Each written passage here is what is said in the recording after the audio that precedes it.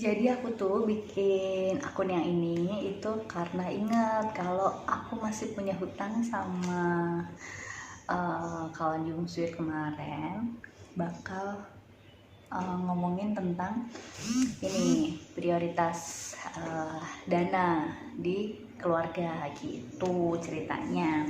Hutangnya aku lunasin di sini ya. Jadi ini tuh akan ngebahas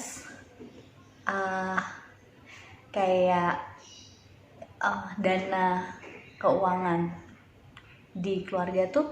Kalau misalnya ada uang dingin itu tuh kita mau naruhnya di mana ya gitu. Kalau misalnya dapat bonus atau pas ada hasil lebih kayak gitu mau naruhnya di mana. Nah itu yang kemarin sempet ditanyain, kira-kira enaknya taruh mana ya kayak gitu. Nah akhirnya aku buka polling sama question box buat tahu aja kira-kira kalau ada kasus yang kayak gitu teman-temanku tuh kebanyakan pada naruhnya di mana.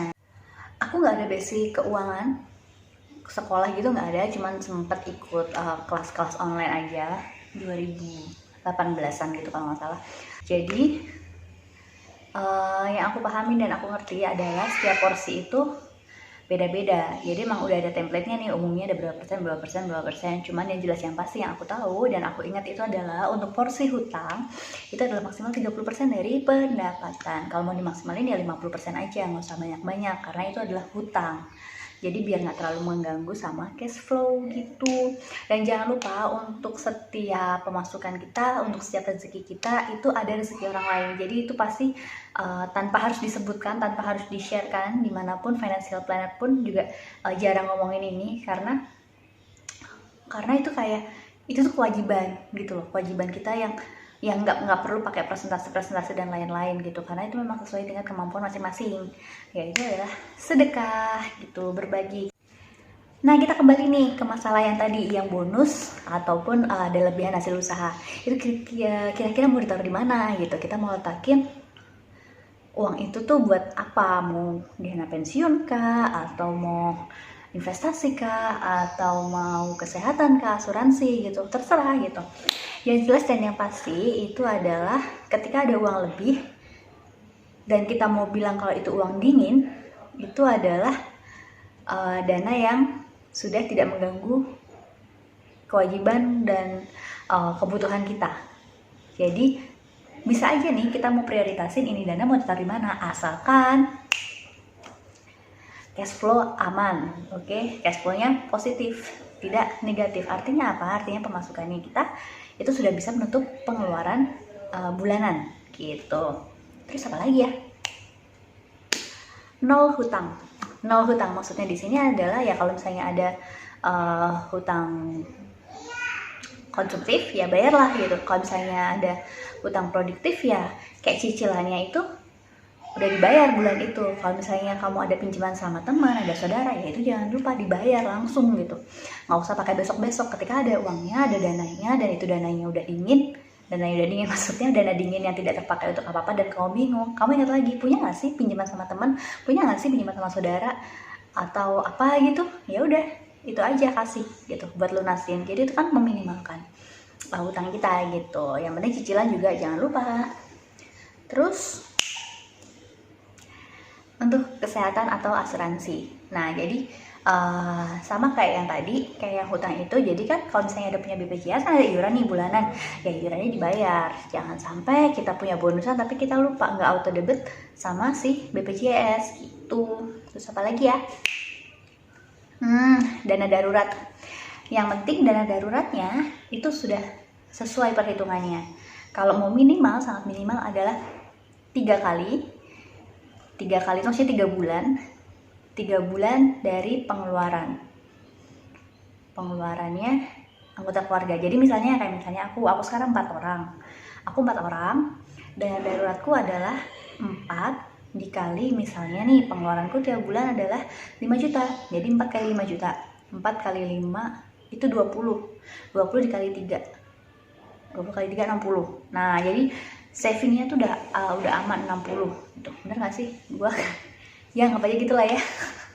Semoga benar. Jadi 3 bulan dikalikan 4 jumlah anggota keluarga dikali pengeluaran bulanan misalnya 5 juta, ya udah 3 4 kali 5 gitu. itu aman dulu, baru kita bisa menganggap mau ini dingin. Tapi kalau misalnya ternyata hitungan kita dana darurat kita itu belum sampai ke angka tadi, ya itu dimasukin ke dana darurat aja uangnya, kayak gitu. Jadi itu sih yang minimal 3 bulan. Tapi kalau mau safety, aman, bikin tenang, nggak deg-degan kalau misalnya ada tiba-tiba yang mendesak, itu 6 bulan gitu. Mau dilebihkan itu lebih baik lagi, tapi kembali lagi ke situasi masing-masing gitu. Terus ya masukin aja ke situ, kita pilih produk investasi yang sesuai sama karakter kita.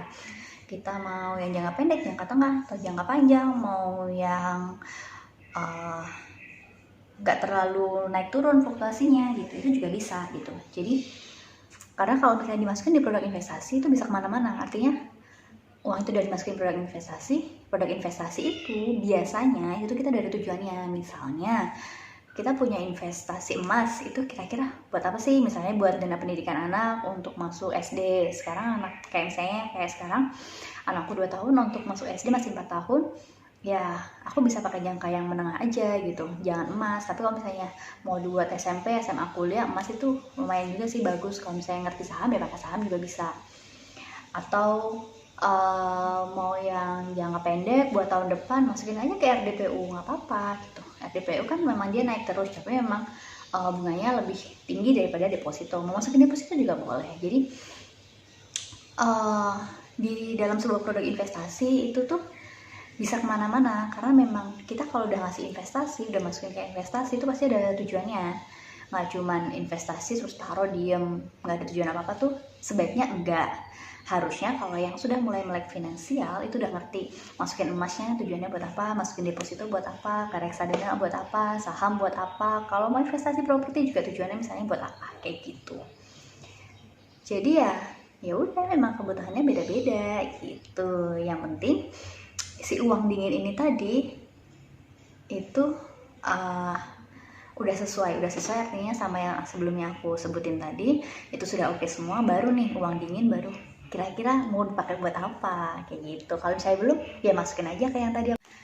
Jadi setelah semuanya udah oke, kita udah bener-bener punya uang dingin nih, semuanya udah aman, investasi keuangan dan lain-lain itu udah gak ganggu, kira-kira enaknya buat apa gitu. Nah jadi kayak istilahnya tuh kayak kita tuh mau jor-joran duit tuh buat apa gitu, tapi dibatasin loh ya. Maksudnya dibatasin itu ya kalau misalnya aku batasku tuh sekian rupiah gitu, jadi nggak semuanya dijor-jorin buat apa gitu, enggak gitu. Jadi kayak misalnya kalau aku nggak tahu ya, karena basicku kesehatan di farmasi atau apa, tapi kalau aku lebih buat kesehatan. Jadi kalau misalnya nih aku ada dana lebih, aku butuh periksa, aku biasanya akan lebih memilih ke rumah sakit yang udah biasa daripada periksa ke puskesmas, kayak gitu. Terus selain itu sih ada cerita dari suami juga, kalau misalnya dia itu ada pengobatan sebelumnya yang udah beberapa tahun yang lalu, dan dia tuh ngerasa nggak maksimal pengobatannya itu karena waktu itu terkendala sama dana gitu. Jadi kayak aduh, coba kalau duitnya tuh ada, misalnya kayak sekarang kita punya duit tuh langsung aduh, coba duit ini tuh ada gitu loh waktu dulu gitu. Jadi kan kita bisa maksimal, bisa periksa ke sana, bisa periksa ke sini, bisa kasih obat ini, kasih obat itu, kayak gitu. Itu kalau aku di kesehatan. Ada temanku juga yang dia lebih memilih ke pendidikan anak. Jadi dia akan lebih memilih sekolah yang swasta daripada sekolah yang negeri. Sekolah yang swasta pun dia akan memilih sekolah yang A daripada sekolah yang B. Jadi meskipun yang A lebih mahal, tapi dia juga mempertimbangkan untuk lingkungannya, fasilitasnya, kemudian karakternya, aktivitas anak yang di sekolah dan lain-lain itu juga dipertimbangkan gitu loh. Jadi nggak cuma asal masukin gitu. Dan karena kan ada juga yang bilang yang deket rumah aja, ya nggak apa-apa gitu, prioritasnya masing-masing. Ada juga yang buat jalan-jalan, buat liburan, masuk loh gitu. Nggak cuma kita harus mikirin bla bla bla yang terplanning gitu. Buat hiburan itu juga butuh gitu. Kenapa? Karena dia 24 jam ada di rumah bersama anak, bersama segala kegiatan di rumahnya. Dia jualannya juga dari rumah, online gitu. Jadi kantornya itu juga di rumah gitu. Jadi ya udah, dia kan cuma ngutek di rumah aja tuh Senin sampai Sabtu. Sedangkan suaminya Senin sampai Sabtu juga kerja dari pagi bisa sampai sore atau malam. Nah kalau mau jalan-jalan waktunya cuma weekend. Terus kadang pun suaminya capek, udah kerjaannya banyak, capek, ya weekend dia lebih milih buat di rumah, buat istirahat gitu, jadinya ya di rumah lagi kan. Nah makanya itu dia kalau misalnya ada uang lebih, dia akan save itu untuk dia pergi keluar kota, luar pulau, ataupun luar negeri sama keluarganya gitu loh. Jadi memang kasih dana itu buat nanti suatu saat mereka mau punya waktu sekian hari itu buat mereka liburan, buat mereka refreshing kayak gitu. Nah selain itu juga ada investasi ya, tadi lah ya, investasi bisa karena arahnya bisa macam-macam kan. Jadi memang ada yang memang cuma disimpan di tabungan aja, ada yang memang sudah langsung diubah ke produk investasi lain supaya nilainya juga berubah. Jadi apapun prioritasnya itu nggak masalah gitu loh, nggak masalah, terserah, monggo gitu, uang kamu juga gitu. Nah tapi yang jelas kita harus ngerti juga batasannya, kita mau istilahnya tuh kita mau jor-jorannya tuh kemana sih gitu. Nih uang tuh kalau ada kondisi mendesak atau kondisi darurat itu udah aman gitu. Nah terus ketika udah lebih, itu mending buat apa sih, mau buat makan, mau buat apa itu terserah gitu.